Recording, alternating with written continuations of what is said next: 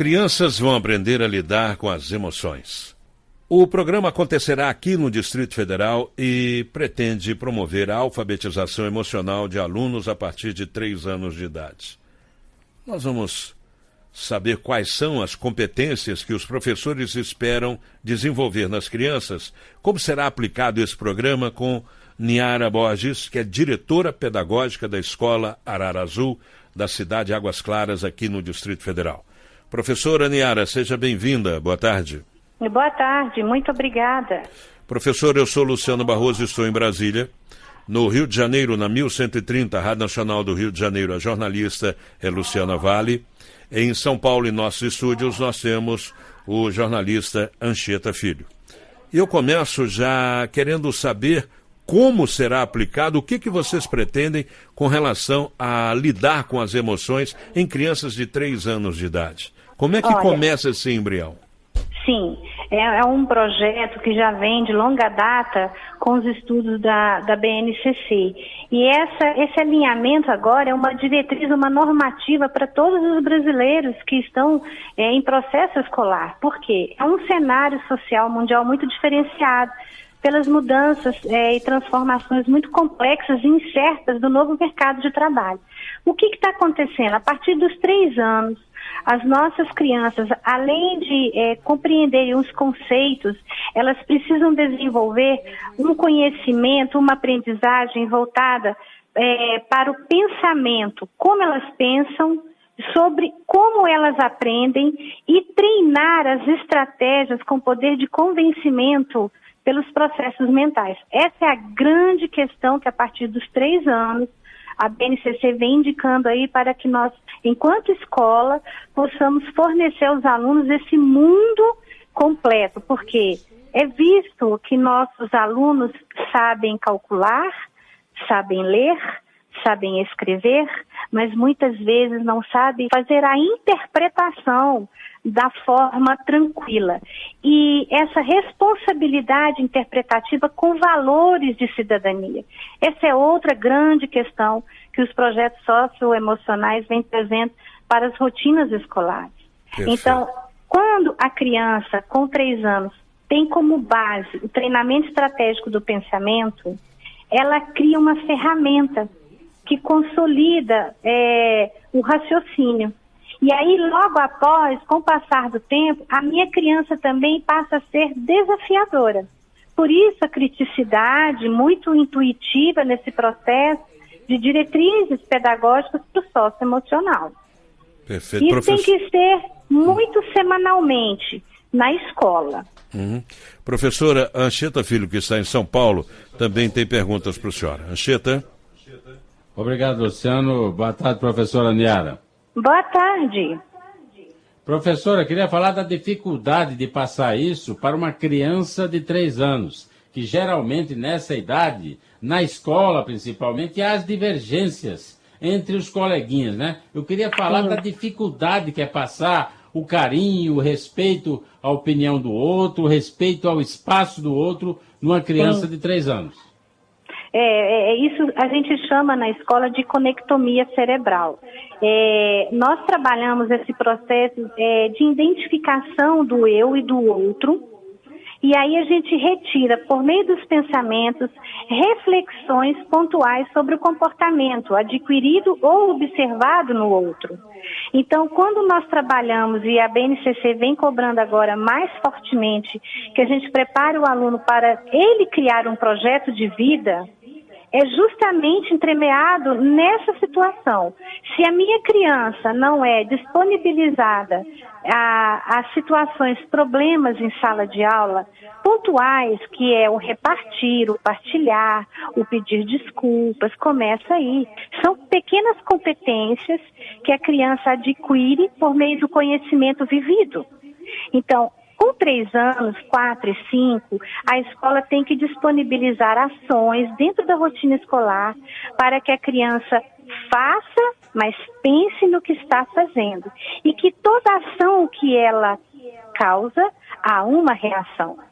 Isso está muito ligado novamente na questão da metacognição também. É importante lembrar que os nossos alunos, na primeira infância, eles são treinados a uma situação de reflexão e exemplificação. Então, quando a gente fala vamos pensar, logo pensamos, mas pensamos por meio de um exemplo, correto? Então, dessa maneira, a gente age com diretrizes pedagógicas, impulsionando a emoção da criança para que ela tenha um programa mental que ela saiba, isso eu não posso fazer, eu não posso pegar este brinquedo do meu amigo e não devolver, porque logo isso pode me atingir como num coletivo. Essa metodologia ativa, além dela ser inovadora, ela leva o nosso aluno a ter uma reflexão de mundo muito diferente lá na frente, quando jovem. Isso então, já começou na escola, professora?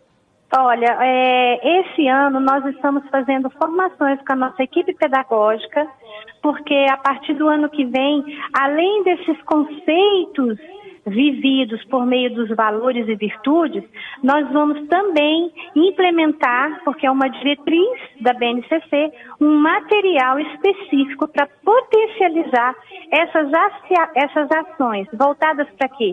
Empatia, diálogo, cooperação, o autoconhecimento, o autocuidado e principalmente isso tudo, sabe? Eu reporto muito a isso.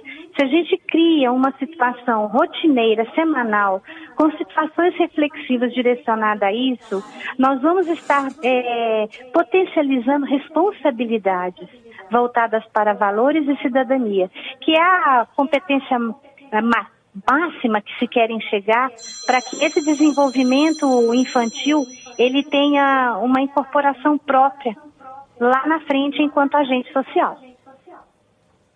Obrigado, professora. Professora de São Paulo. De São Paulo nós vamos ao Rio de Janeiro com Luciana Vale. Ok. Muito obrigada, Luciana. Boa tarde, professora Niara. Boa tarde, Luciana. Como vai você? Muito bem, obrigada. Eu fiquei curiosa em relação a um aspecto, né? Você fala sobre a formação da sua equipe psicopedagógica.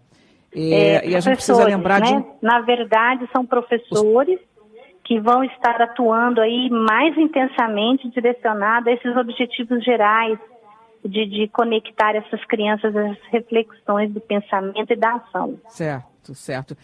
Eu pensava aqui num contexto social onde muitas crianças são oriundas de famílias que têm muitas vivências difíceis, né? Exclusão, sim, violência, desemprego. A gente sim, não pode educar, né, fora desse contexto também. É preciso ter um olhar para todas essas questões, principalmente nos dias de hoje, que a gente tem uma sociedade muito adoecida. Sim. Como preparar as famílias também, professora Niara? Então, e é por isso que a BNCC, a Base Nacional Comum Curricular, vem trazendo isso como uma diretriz muito importante para as escolas. É justamente por isso. Porque a nossa sociedade, ela está carente. Carente não da atenção especializada que se dá às singularidades da infância. Ela está carente no sentido de potencializar onde eu posso agir e como agir. Então, as famílias carentes precisam de um acompanhamento. Quando a escola adota uma postura que na sua matriz, que na sua identidade da escola, ela traz consigo essa consciência da responsabilidade de valor e cidadania, logo ela faz uma adequação desse material, físico ou não, para a continuidade no lar. Então, tudo que se trabalha com a criança na escola, por esse ponto de vista agora, potencializando a identidade, a diversidade cultural, o pensamento reflexivo e todas essas questões da comunicabilidade, a gente cria atividades que vão para casa e que isso tem que ser valorizado pela família para momento reflexivo no lar.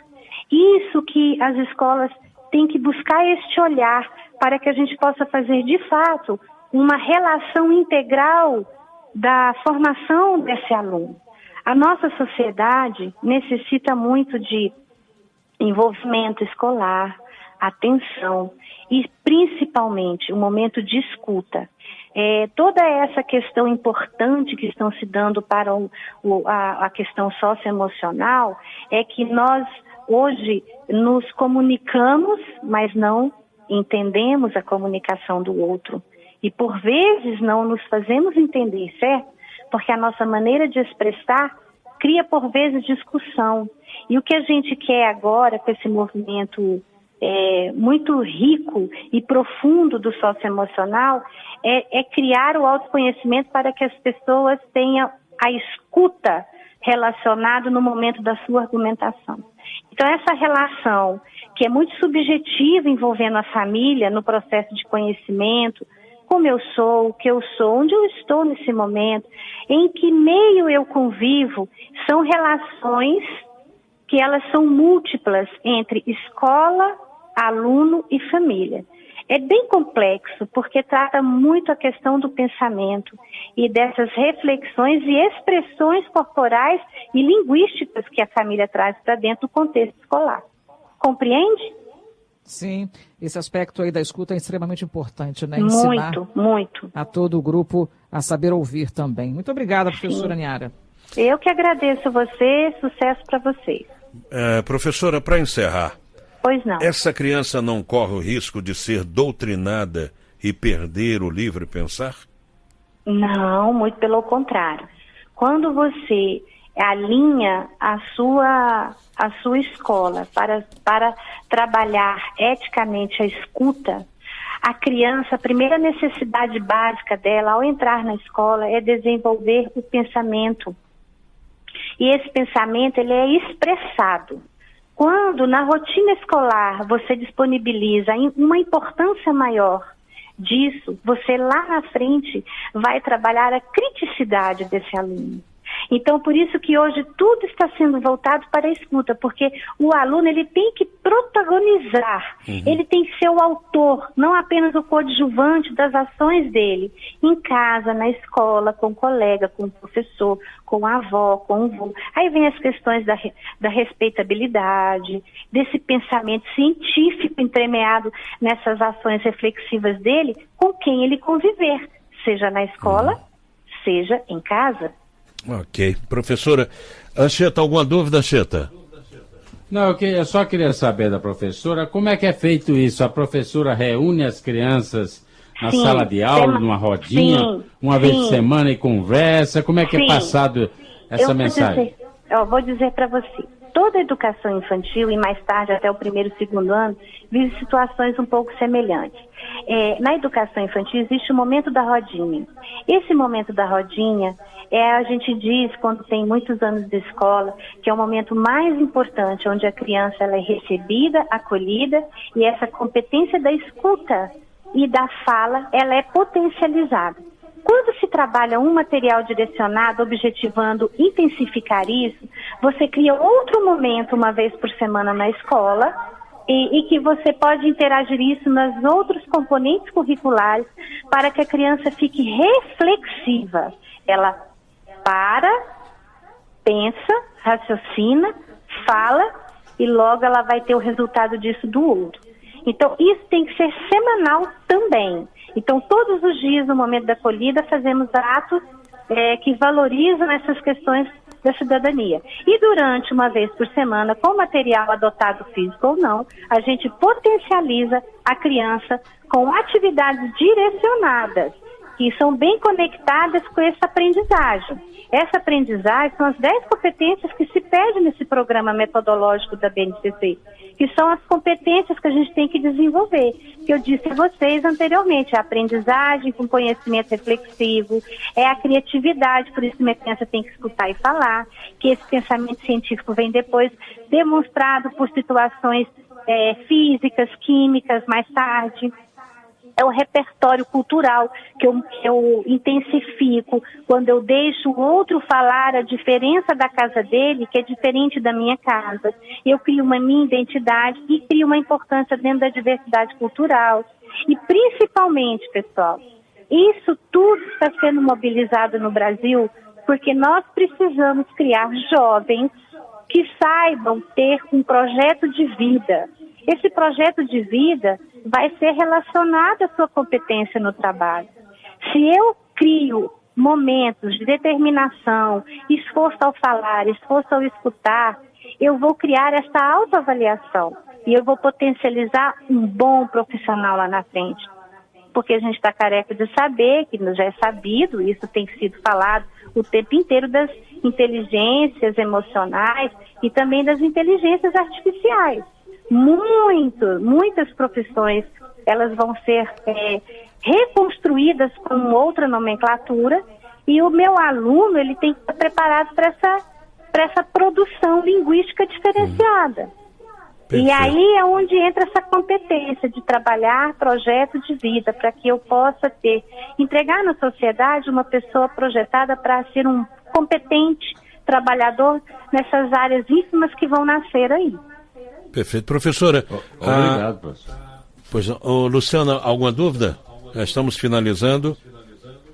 Eu agradeço a oportunidade. Não, professora... Eu acho que é Não, aqui tudo certo. Rio de Janeiro. Obrigada, Luciano. Valeu. Professora, muito obrigado à senhora. Eu que agradeço a vocês, e é um tema que vocês têm que voltar sempre, porque Sim. a gente precisa fazer essa conscientização na família, né, no brasileiro. Parabéns a vocês por terem escolhido um tópico de tão grande relevância, viu? Vamos voltar a falar sobre o assunto, pode ter certeza, professora. Muito obrigado. Um grande abraço, até logo. Até logo. Até logo. Até logo. Várias instituições de ensino fundamental e médio realizam palestras para os pais dos estudantes com o objetivo de propiciar às famílias um espaço de diálogo e esclarecimento de dúvidas sobre como lidar com o desenvolvimento das crianças e adolescentes e ainda contribuir para a paz na família. Mas para falar sobre os relacionamentos familiares e as instituições de ensino, nós vamos conversar agora com a diretora pedagógica Niara Borges. Bom dia, Niara. Bom dia, meu nome é Niara Borges, sou diretora pedagógica da Escola Ararazu. Ótimo. Muito bem, professora Niara. Todos nós sabemos que a fase, as crianças e os adolescentes, em qualquer instituição de ensino, eles têm suas dificuldades de adaptação e muitas vezes isso não é acompanhado, essas dificuldades não são acompanhadas pelos próprios pais e geralmente isso provoca conflitos, né? Isso provoca conflitos entre pais, escolas e alunos. Essas palestras têm sido eficientes, eficazes para esclarecer e tirar essas dúvidas de como se portar cada um desses fatores, vamos dizer assim, os alunos, os pais e as escolas? Sim, é muito importante a gente iniciar o ano criando essa relação intimista com os parceiros pais para que eles possam entender, internalizando por meio do dia a dia, na rotina escolar da escola, como os filhos dele reagirão de acordo com as inovações, com as novidades da rotina. Então, veja bem, quando você chama o pai aqui e que ele parceiramente vem e acompanha essas palestras, que são escolhidas com um cunho justamente de esclarecimento, você faz com que o pai fique menos ansioso, diminuindo as inseguranças. Então, quando você fala para o pai, olha, o seu filho aqui, ele pode chorar, mas paulatinamente ele vai diminuir o choro. E isso é bom para que ele se reerga mais tarde na situação de exploração de mundo, que ele consiga resolver os conflitos, que está envolvendo as aprendizagens significativas e o estado emocional. O pai entende que ele pode até chorar, mas é um processo que lá na frente faz parte para a construção do caráter dele. Então o pai fica tranquilo. Nós escolhemos todos os anos aqui, no ciclo de palestra, pessoas voltadas com cunhos diferentes. O mundo inteiro, a partir do ano passado, voltou para as questões da meditação. Então trouxemos um psiquiatra, onde nós trabalhamos a questão dos pais entenderem que meditar é fazer a criança parar, trabalhar a respiração. Mas na escola a qual você trabalha, a meditação foi oferecida aos alunos? As professoras têm na rotina hoje, enquadrada, uma situação de relaxamento. Não é o relaxamento que vai fazer o soninho, mas é aquele momento, vamos ver a respiração? Vamos para o conhecimento, começa pela respiração. Isso lá na frente, para o ensino fundamental, é meditação. É um momento que as crianças também podem se acalmar um pouquinho, né? Porque às vezes a sala inteira, eu já fui criança, já fui aluno, e às vezes a sala pega fogo, né? Pega fogo. Esse ano, quando a gente trabalhou, nós sempre estamos escolhendo temas muito significativos que vai afetar o pai. e a família de uma forma geral, é aquela criança que nós atendemos. Então, esse ano, o nosso ciclo de palestra está voltado para uma realidade de mudanças significativas do preparo do aluno para o mundo futuro, porque muitas profissões acabarão ou se transformarão. Então, nós estamos preparando o nosso aluno, o nosso filho, para ser um profissional diferente que vai atender o mercado do futuro, com os espaços makers, com as situações da interatividade com o mundo globalizado, com os conteúdos agora que são componentes curriculares totalmente voltados para o socioemocional. Nós estamos preparando, então a gente trouxe um psicólogo muito renomado, que se chama Guilherme Davoli, e ele vai trabalhar o quê? Que espaços estamos criando para preparar o nosso filho para o mundo. Agora, só um minuto, Niara, se você me permite um comentário, até porque eu também sou pai. Que beleza! Minha filha já está com 30 anos, já é formada e tudo. Sim. Mas eu ouço isso muito dos pais, e que dizem assim, eu estou criando meu filho para o mundo. E eu vejo ali uma tremenda de uma mentira, né? Porque os pais, principalmente os pais aqui de Brasília, Rio de Janeiro, São Paulo, nós que fazemos parte de uma classe média ou classe média alta, nós não criamos nossos filhos para o mundo nem um pouco, pelo contrário. Os jovens de hoje que estão presentes, principalmente nas escolas privadas de Brasília, são todos muito mimados, mas muito mimados. E eu percebo que eles não têm não aceitam qualquer frustração. E, ao mesmo tempo, nós pais somos culpados porque nós damos tudo, né? Damos tudo para os nossos filhos. Agora, como, por exemplo, essa palestra pode contribuir para mostrar isso aos pais, que eles não educam seus filhos para o mundo, que os filhos não têm qualquer nível de frustração, né? Eles não têm qualquer limite, eles não aceitam um não na vida, né? Porque eles têm tudo. Eles crianças têm iPhone. Quando passam no vestibular, que é obrigação deles, porque querem um carro para se deslocar para a faculdade. Tem tudo. Tem laptop, viaja para o exterior. Eu fui viajar para o exterior quando eu tinha 30 anos. Hoje qualquer criança faz intercâmbio cultural, vai para a Disney, faz isso.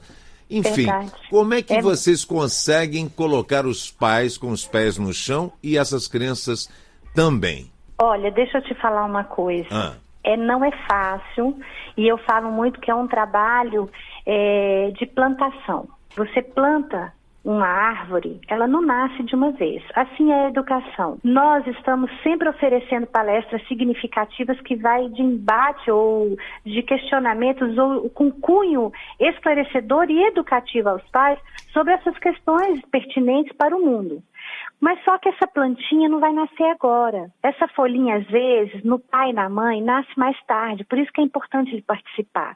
Por que alinhamos esse tema e por que trouxemos uma pessoa renomada que trabalha isso diretamente? Porque é sabido que você está dizendo, é um fato difícil de se constatar. Os pais super protegem de uma maneira, numa singularidade tão natural as crianças, que isso vai afetar lá na frente diretamente no comprometimento profissional deles. Porque se nós hoje sabemos que muitas profissões serão retiradas do mercado ou transformadas, o nosso aluno está preparado para saber lidar com um questionamento que opõe ao posicionamento que ele pensa?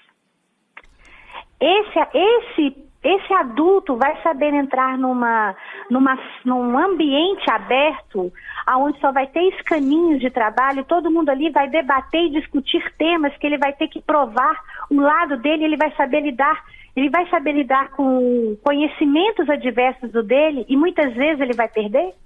Então são questões muito sérias que esse profissional vai trazer para os pais refletir, que essa superproteção que você está aí trazendo e que é uma coisa natural hoje da sociedade mundial, tá? Não brasileira, mundial, a gente tem que parar um pouco e refletir. Porque hoje eu quero o bem do meu filho, por isso eu faço isso com ele. Ele é o meu bem maior, ele é o tesouro da minha vida. Só que lá na frente você vai entregar ele para o mundo.